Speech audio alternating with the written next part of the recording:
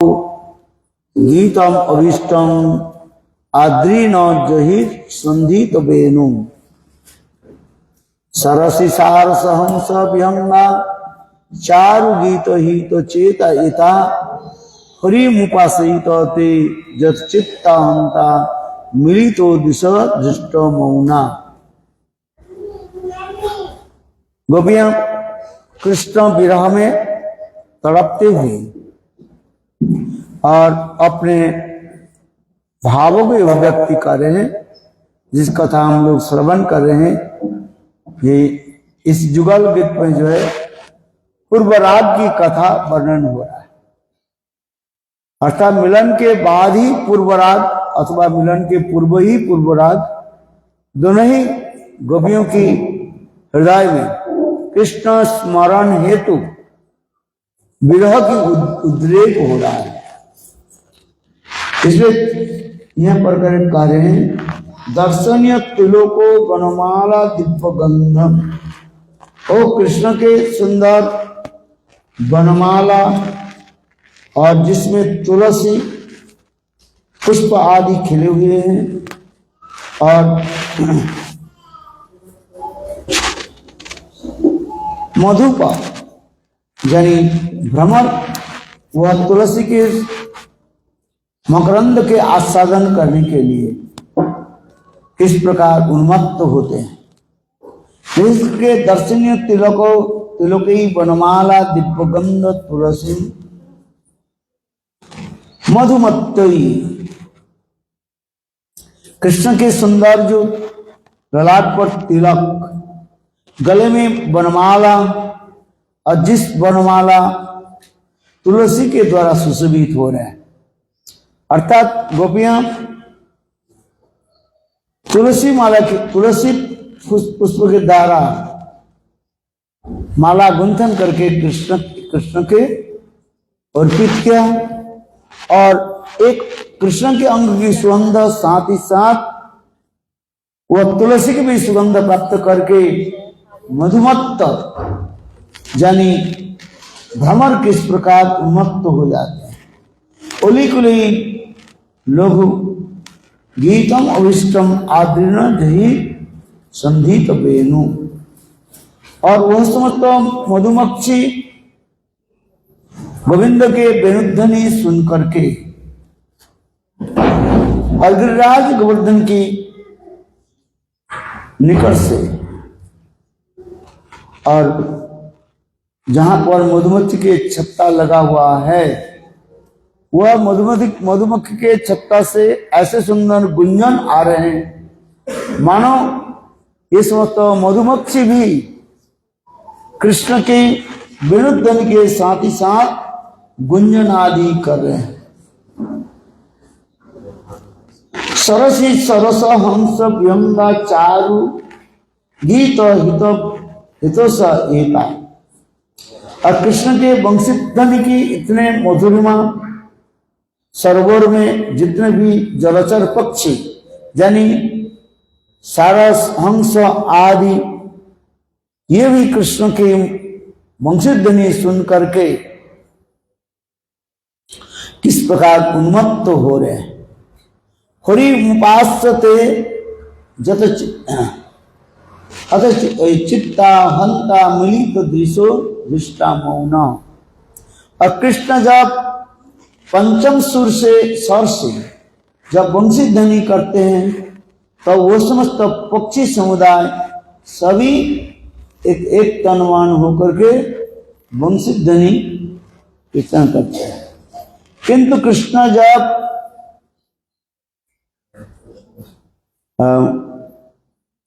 सप्तम स्वर से जब वनिध्वनि करते हैं, वह समस्त मधुमक्खी भ्रमर आदि सप्तम स्वर से कर नहीं पाते हैं, तब उस समय गोविंद के वेणुध्वनि श्रवण करते हैं। इसलिए कहते हैं सरसी सारस हंस। सरसी अपने रस के अनुसार, सारस सारस माने केंद्र, वह अथवा सारस समस्त रस से अभिज्ञ कृष्ण हंस विहंगा आदि सबको यह रस पान करा रहे हैं, अर्थात स्वयं कृष्ण रस पान कर रहे हैं और गोपियों के भी रस पान करा रहे हैं।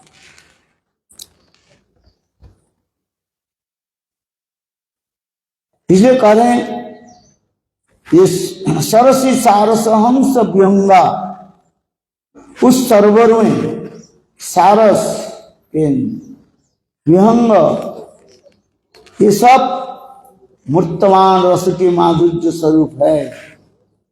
इसलिए कह रहे हैं ये सरसी सारस हंस विहंगा चारु गीतम चतुषा एता हरि पार्श्वते जद चित्तावंता मिलितो दृशा दृष्ट मौना। गोपियां भाव नेत्र से ये सब दर्शन कर रही हैं, क्योंकि उनके माता पिता घर में बंद करके रखे हैं। इसलिए कृष्ण पौगंड काल पार करके नवजीवन में जब प्रकाश पधार रहे हैं तो उस समय तो गोपियां कृष्ण के माधुर्य एवं वेणुध्वनि सुन करके इतने मधुर, इतने उन्मत्त हो गए, जिससे कह रहे हैं एक सखी दूसरे सखी कहने लगे देखो उस सरोवर में सारस हंस आदि समस्त व्यंग पक्षी समूह इस प्रकार कृष्ण के वेणुध्वनि के साथ कीर्तनाधिकार है। अथवा दूसरे अर्थ कहते हैं वह समस्त वंशी कृष्ण के वंशी ध्वनि सुन करके सारस हंस ये समस्त पक्षी समुदाय अपने आप को रब करना बंद कर देते हैं, कलरब करना बंद कर देते हैं, मौन धारण कर लेते हैं। जिस प्रकार मुनि ऋषि अपने चित्त मन के संयत करके गोविंद के चरण में लगा देते हैं, उसी प्रकार वृंदावन में वो समस्त सारस हंस ये समस्त ध्वनि को अर्थात वेणु ध्वनि सुन करके स्थिर हो गया।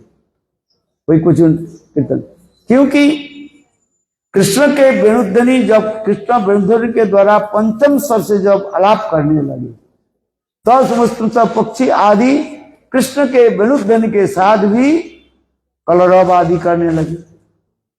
किंतु जब कृष्ण सप्तम स्वर से जब वेणुध्वनि करने लगे वह समस्त पक्षी समुदाय मौन व्रत धारण कर लिया। क्या धारण कर लिया? मौन व्रत। क्यों मौन व्रत? जैसे ऋषि मुनि मौन होकर स्थिर चित्त होकर के अपने इष्ट देव के ध्यान आदि करते हैं, उसी प्रकार वृंदावन में ये समस्त पक्षी समुदाय जो है पहले तो कलरव किया, किंतु जब कृष्ण सप्तम स्वर से जब वेणुध्वनि करने लगे तो अब वो समस्त पक्षी समुदाय मुनि के भांति मौन धारण कर रहे।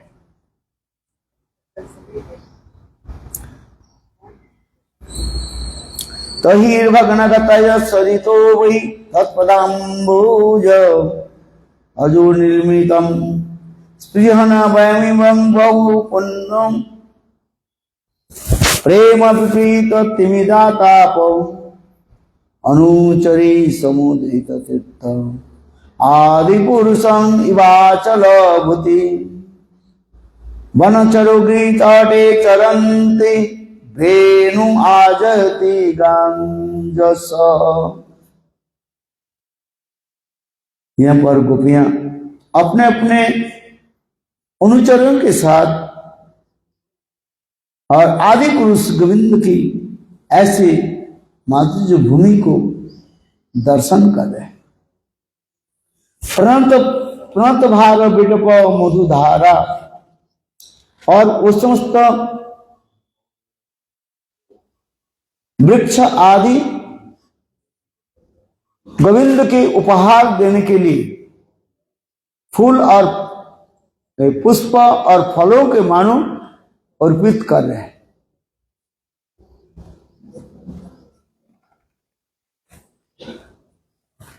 सहबल सर्गवंश विलास सानुसखिति वितो ब्रज दिव्या हर्षनतहि वेणुर्वेण जात हर्षो भुजि विस्मान महतोधिक्रमं संकित चेता मंद मंदन दुर्गर्जति मेघ। और वृंदावन की मेघ राशि के भी बादल की भी दर्शन करो। एक सखी दूसरे सखी के करें, ये कृष्ण जब वेणुवादन करते हैं आकाश में वेद सारे बादल छा जाता है। किंतु आश्चर्य की बात है, कृष्ण जिस दिशा पर चलते हैं वो बादल उसी दिशा पर जाते हैं। क्यों? ये बादल विचार करने लगे गोविंद के सिर पर गोविंद के कई कष्ट न हो जाए, इसलिए वो बादल गोविंद की मस्तक पर छत्र के भांति ही विराजमान रहते हैं। केवल महतो अतिक्रमेण, जिस प्रकार महत व्यक्ति के अतिक्रम करने से सूर्य वीर्य जस आदि सब नष्ट हो जाता है, उसी प्रकार वृंदावन में जब वृंदावन के जो मेघ समूह जो बादल आदि जो है, कृष्ण जब गोचारण करने के लिए जाते हैं, ठीक कृष्ण के मस्तक पर ही वो बादल विराजमान होते हैं। बादल कृष्ण के अतिक्रम करके नहीं जा रहे हैं। क्यों? ये बादल के मन में ये चिंतन है, वृंदावन में श्रेष्ठ महत कौन है? कृष्ण है। क्योंकि शास्त्र में लिखा महतो अतिक्रमेण, महत व्यक्ति के अतिक्रम करने के शौर्य वीर्य जस श्री सब नष्ट हो जाता है। इसलिए गोपियां उसी प्रकार भावों की अभिव्यक्ति कर रहे हैं। वृंदावन के ये मेघ बादल के देखो, ये कृष्ण के किसी प्रकार अतिक्रम करके जा रहे नहीं जा रहे है। क्योंकि शास्त्र महतो अतिक्रमेण, महत्व के चरण में महत्व के अतिक्रम करने पर तुम्हारे समस्त कुछ नष्ट हो जाता है। इसी प्रकार यहां पर कह रहे हैं,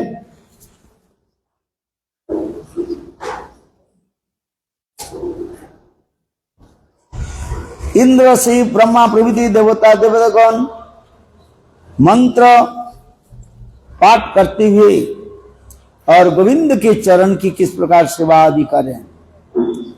और विशेष करके आकाश में बादल जब छा जाते हैं और कृष्ण जब वेणुध्वनि आदि करते हैं, तो उस समय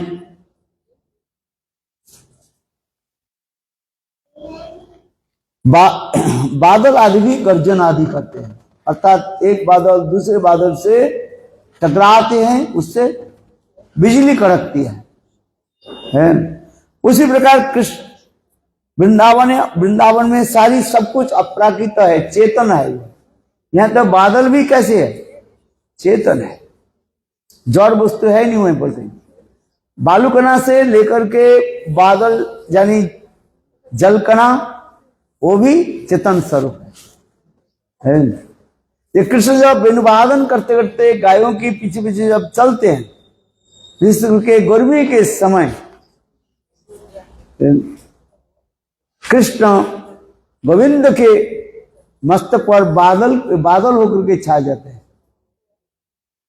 एक स्वरूप में स्वयं ही बादल होकर के प्रकाशित होते हैं, और एक स्वरूप में कृष्ण रूप में ही विराजमान होते हैं, सखाओं के साथ हास प्रयास करते हुए चलते रहते हैं। बादल झिरझिर करके वर्षा होने पर गर्मी जो है जैसे कम हो जाता है, ठीक उसी प्रकार वृंदावन की बादल विचार करने लगे गोविंद की हम सेवा आदि करें। तो गोविंद सेवा के लिए बादल अपने आप द्रवीभूत हो जाते हैं, पिघल जाते हैं, और बादल जल नीचे गिरते रहते।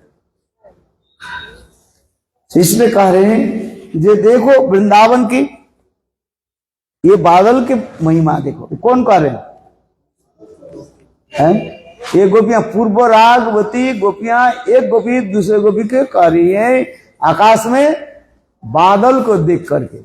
ये बादल भी कृष्ण को अतिक्रम करके नहीं जा रहे हैं, किंतु साधारण रूप में प्राकृतिक रूप में देखा जाए हवा चलने पर बादल उसी दिशा की तरफ चलते हैं, किंतु वृंदावन के ये बादल गोविंद के दर्शन और गोविंद के विनुध्वनि सुन करके महत कृष्ण को अतिक्रम करके जाना नहीं चाहते।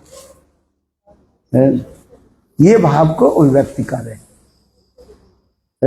कृष्ण जब वेणु वादन करते हैं तो वेणु में ऐसे सुंदर मधुरता जो है, उस मधुरता को आस्वादन करके वृंदावन की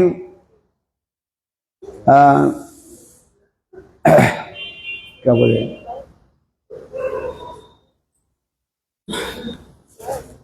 है नहीं मधु, उसके आस्वादन करके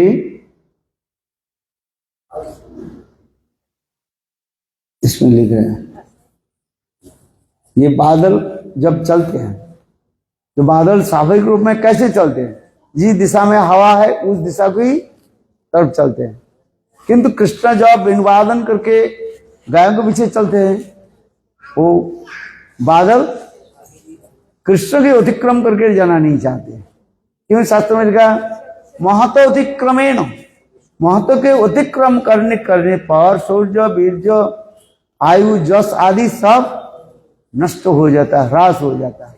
इसलिए वृंदावन की वो बादल गोविंद की भी अतिक्रम करके नहीं जा रहे। दूसरी, गोविंद के सिर पर बादल सदा सर्वदा छाए जाते हैं छत्र के भांति है। इसलिए गोपियां ये भाव को भी व्यक्त कर रहे हैं। देखो सखी,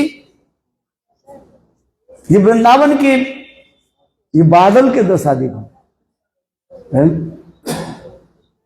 जैसे शास्त्र में वर्णन है, गुरु के आगे चलना नहीं चाहिए, उससे कहा क्या उल्लंघन हो जाता है। उल्लंघन समझते हो, डिसऑनर हो जाता है, उससे गुरु के चरण में दोष हो जाता है, गुरु अवज्ञा हो जाता है, गुरु के चरण में अपराध हो जाता है। ठीक उसी प्रकार वृंदावन में ये बादल है, क्लाउड्स, वो गोविंद को अतिक्रम करके नहीं जा रहे और बीच बीच में वर्षा भी करते हैं। क्यों? गोविंद गोचारण करते करते उनके बहुत ये हो जाते हैं, क्लांत हो जाते हैं, फटिकनेस आ जाता है फटिकनेस। तो इसलिए बादल की जलधारा आकर के गोविंद के शरीर को है शीतल करा देते हैं और मृदु मंद हवा के द्वारा गोविंद के चित्त के और मन को जो है और आनंद प्रदान करते हैं।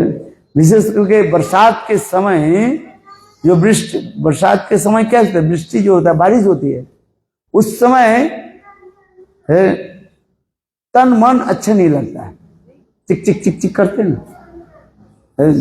किंतु वृंदावन में वो जो बादल जो वर्षा आदि करते हैं, जोर से नहीं, धीरे धीरे धीरे बूंद की धारा मानो पड़ते रहते हैं, जिससे गोविंद के शरीर शीतल हो जाता है।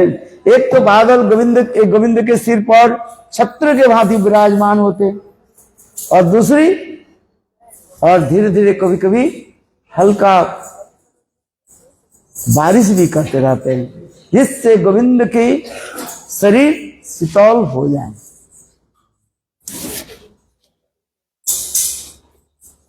इसे नवद्वीप के रथ यात्रा के समय गवर्नमेंट से होस पाइप दे करके सबको भिगा देते हैं, स्प्रे कराते हैं।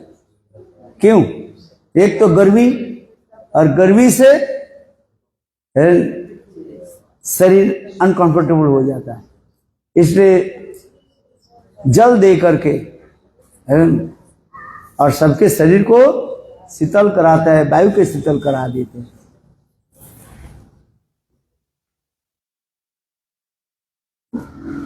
ठीक है। सुईदभाव सुईदव सुनो सुमनो भी छाया जत विद्युत प्रतवत्रम विविध गोपचरणे विदग्धो वेणुवाद्य उरुदा निज शिक्षा तब सुतगति जदावधर बिंबे दत्तवेनूनम सजातीय।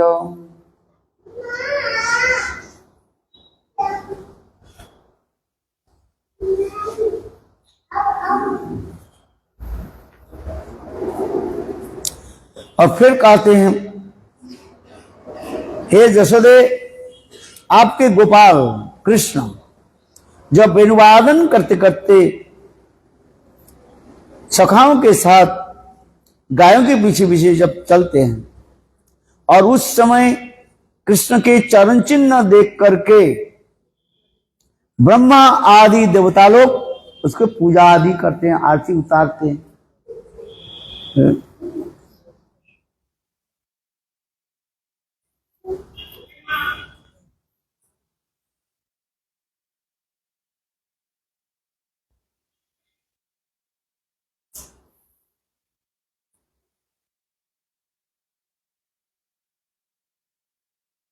इसमें कह रहे हैं, देखो, ब्रजभुव समनम खोरतोत वर्म सुत गति रीतंग वेणु ब्रजति तेन वंग विलास वीक्षण अर्पित मनोभव वेगा कुजगति गमितांग न विदाम कस्मले न करवम वसनम। अर्थात कृष्ण जब गोचारण करते करते जब परिश्रांत हो जाते हैं, उनके शरीर से जब पसीना के बूंद टपकते हैं, तब उस समय आकाश में बादल अपने आप छा जाता है और वर्षा भी शुरू कर देते हैं, जिससे कृष्ण के अंग सुशीतल हो जाए, शीतल हो जाए। इसके द्वारा गोपियां क्या करना चाहते, गोविंद की सेवा की भावना व्यक्त कर रहे।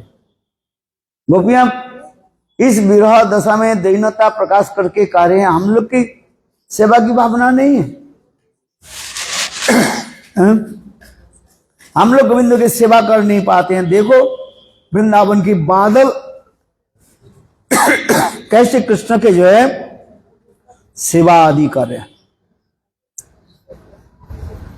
इसलिए ब्रजति तेन वयं सविलास वीक्षण और बीत मनोभव भव वेगा कुछ गति गति गमिता न विदाम अस्मन रंग करव वसनं बा। हे सखी, कृष्ण भज ध्वज, कृष्ण ध्वज वज्र अंकुश पदचिन्ह युक्त सख्य रमण पदमालधरा और गोरज उत्थित धूल के द्वारा दूषित होते हैं।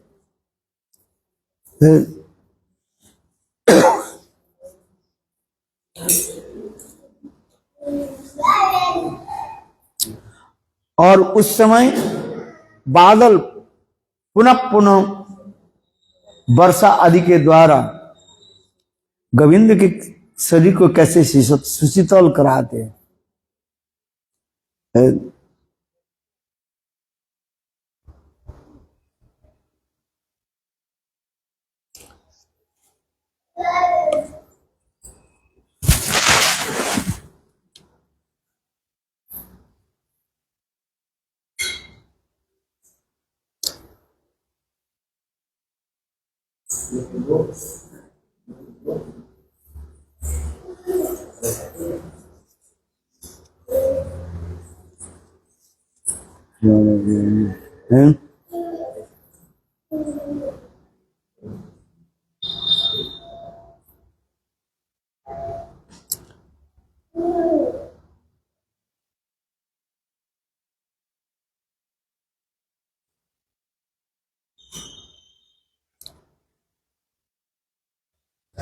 ब्रह्मा आदि देवता लोग कृष्ण के इस प्रकार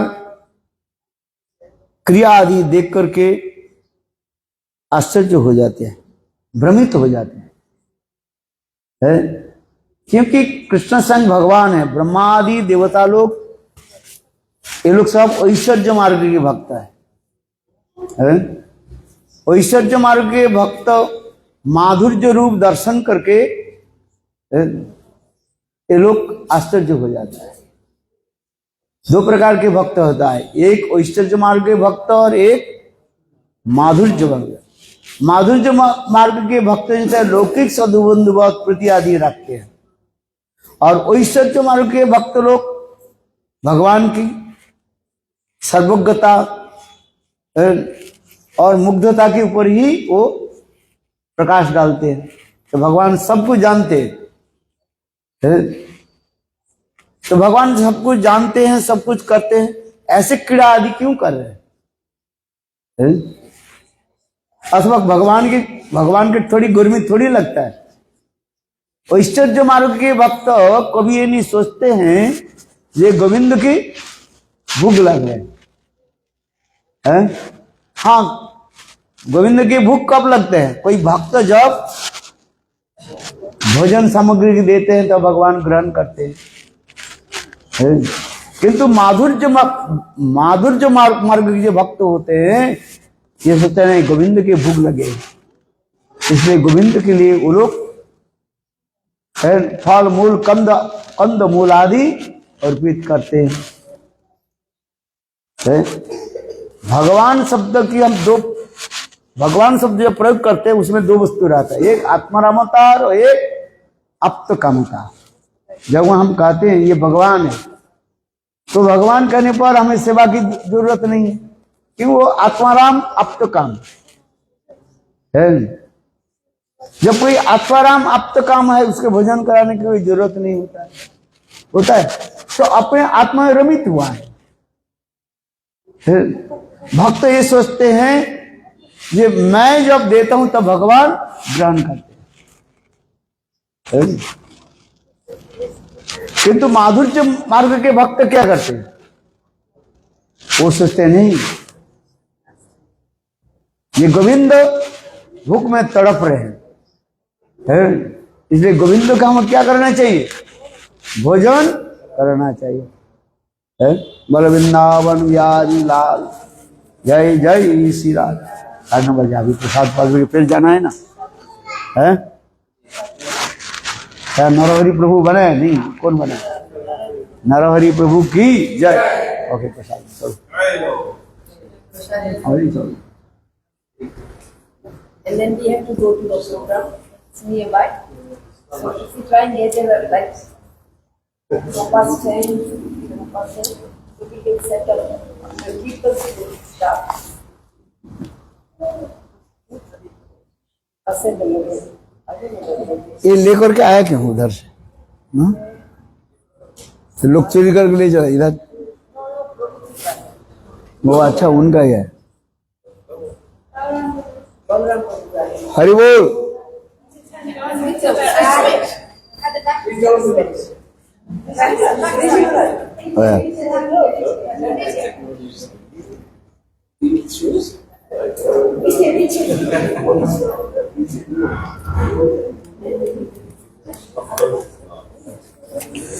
हरि बोल।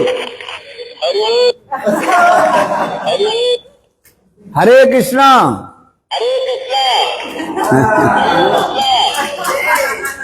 राधे राधे।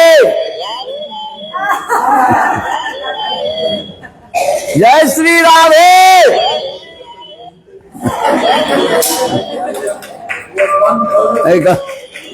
टेल कम है। राधे राधे। बोलो गम। राधे राधे बोलो। राधे राधे बोलो। राधे राधे राधे राधे। हरे कृष्णा हरे कृष्णा कृष्णा कृष्णा विष्णुराज की जय। विष्णुराज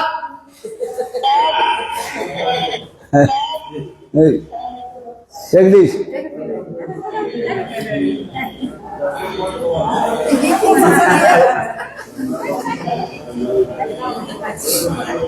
चलो प्रसाद देते हैं।